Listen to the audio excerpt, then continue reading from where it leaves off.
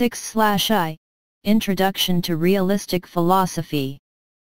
He also talked about it all the time in the course of his classes, and if he put it so much in value, like that, without giving the reason, it is certainly because of what we saw in the previous lesson, because of what he had suffered all his youth during his training, namely, the crisis of philosophy that was present in Europe and which was very significant. I will show just now what it is again, that crisis that he had lived, but before going into this aspect that he did not talk much about finally, well, I would like to recall what he called the judgment of existence. When we are faced with any reality that is there before us, we do not need to make a judgment of existence. Normally, if we are supposed men, we know that it exists. So we can say that the philosophical insistence on the judgment of existence is not necessary for a normal person, a person who lives from day to day. If, for example, we are in a car and we begin to live according to Descartes' philosophy by asking ourselves, do the lighthouses that come across there and I see in the night, what proves to me that they exist? What proves to me that it is not an evil genius that deceives my intelligence? Well, it is certain our life expectancy would be very, very short. So for people who are down to earth, there is no need to dwell on the judgment of existence. Father Marie-Dominique Philippe was addressing intellectuals, philosophers, knowing very well that they, for many years, probably from Descartes, they questioned this thing is obvious. So the judgment of existence is what? It is simply the fact of making a judgment on a reality which is in front of you and saying, this exists before me. Then there are many other ways of saying it, this is real. This judgment of existence is seen, it breaks down into two words. This designates the reality that our senses touch, that our intelligence recognizes, that it observes, therefore experience manifests it to us, and then the verb that accompanies it, the verb to be that posits the existence of reality. So it sounds simple, I would say a child can do it. A teenager does it naturally. The problem is that when one is confronted with people who have distorted their native intelligence in its side, I would say, of childish faith in relation to the real that surrounds it, and well, one ends up wondering if this judgment of existence is well founded. So I'm not saying that it's absolutely necessary to be naive and not critical. No.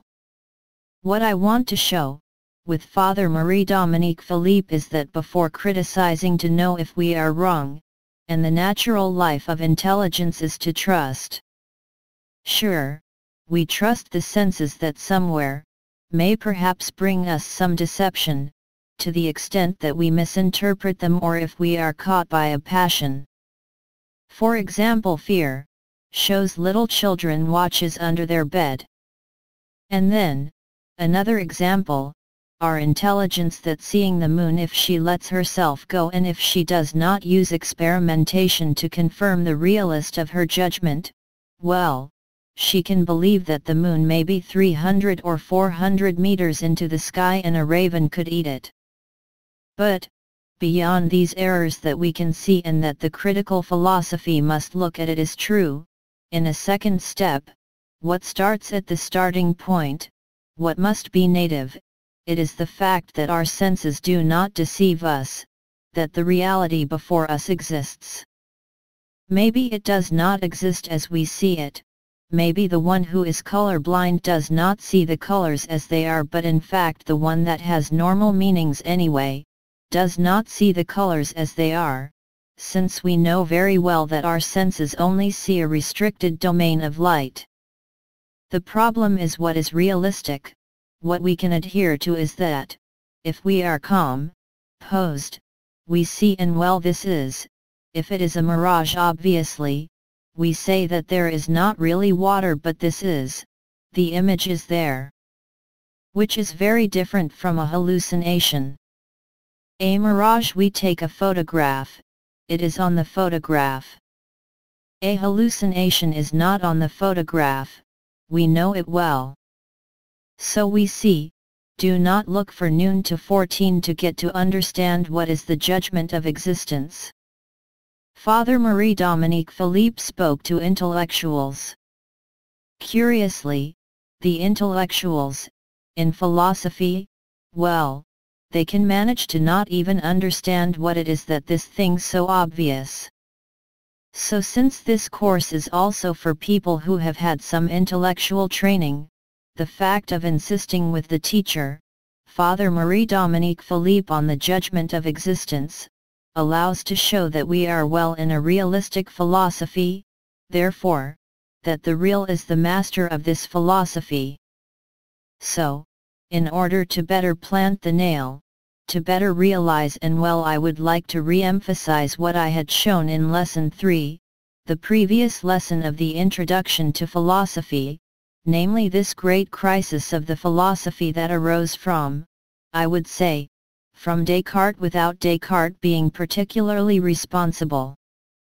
I would say that in fact, those responsible are certainly the scholastic teachers.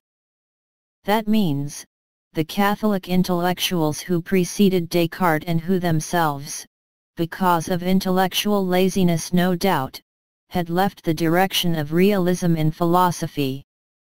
That means that at a certain time after the death of Saint Thomas Aquinas, we preferred to look for reality in the books of Aristotle, rather than doing like Aristotle to know how to find reality in the real, simply in the world.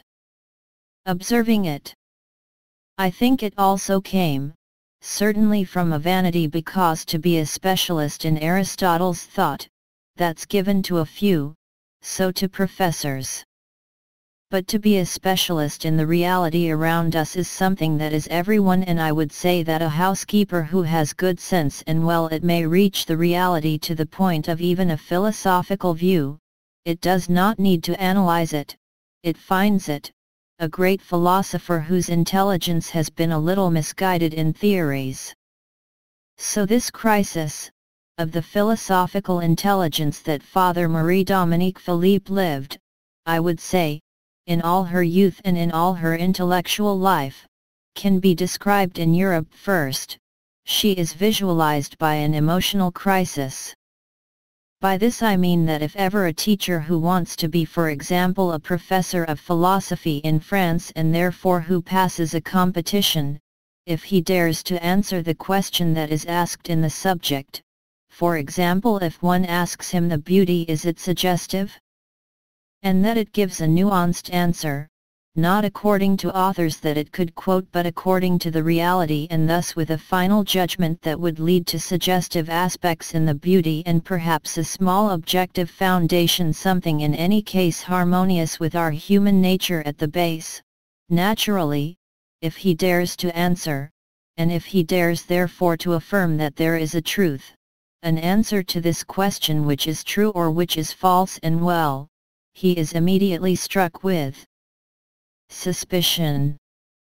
As if to affirm that there is a truth was a mark of intolerance or risk of intolerance. No doubt it is precisely the reaction to these dogmatic teachers of philosophy who preceded, in a decadent scholasticism at the end of the 19th century and at the beginning of the 20th century. Only, it's the same thing, that in both cases, what is the master of thought is the idea that we have of thought, and it is never the return to the reality by the judgment of existence. This is, and this is true. Since this is, we see it before us. So because of this error in philosophy, this weight of suspicion, we can say then that science had become perfectly realistic. It means that if we oppose to a scientist something, we oppose a given experience, and that, immediately his theory goes away. So there is no problem in science. In philosophy, it was impossible to act like that for a while. I remember the perpetual justifications that Father Marie-Dominique Philippe made in his classes to say, is there a truth? Is there a single philosophy? And he answered, Is there a single reality? If there is one reality, there is only one philosophy. And this philosophy, all that will be in it good and true, is what says something of reality simply. Obviously, he was strongly criticized by the whole school that said, but no, there is plenty of philosophical system, and I would answer with Father Marie-Dominique Philippe, yes, there are plenty of philosophical systems, but their value is to add, if they say something about reality. Their only master, their only value as a philosophical system is reality. So normally they are part of philosophy if they say something real. Then the second crisis, obviously, beyond this emotional crisis, I would say that it is an intellectual crisis. It means that in the very functioning of the intelligence there was a suspicion, at the base. So we can actually ask Descartes. We know how he walks René Descartes. He tries to prove, by a demonstration of mathematical type, that precisely our senses do not deceive us. So he makes a whole reasoning that goes through the existence of God to say that since God is good, so our senses do not deceive us. His demonstration, he thinks, is going to be absolutely unstoppable. Not only will it prove to people that God exists, but it will prove to people that their senses do not deceive them. The problem with Descartes' approach is that, in fact, those who will follow him, and instead of seeing his intention, which is a little like that of a mathematician, they will keep the systematic doubt, which he was doing at the beginning of his demonstration, as if in fact our senses could really deceive us, including the existence of things. So, successively, step by step, the intelligence being like that, freed from its master, the philosophical intelligence I speak, which is the reality, and why not build an intellectual system like that, in his head a little like Descartes does, and the real will be measured by this system. That's how, insensibly, from Descartes, but Descartes is not the culprit, as I said, the culprit is simply the man who twirls on his own thought, and insensibly go what are called ideologies. So their ideologies, there is a multitude. We can finally say that almost every philosopher who understood a small point of reality, because an ideology it is not built completely in the air, obviously, it takes a small point of reality, and who had surrounded, made an explanation of it all. He insisted so much in his system, turning in his head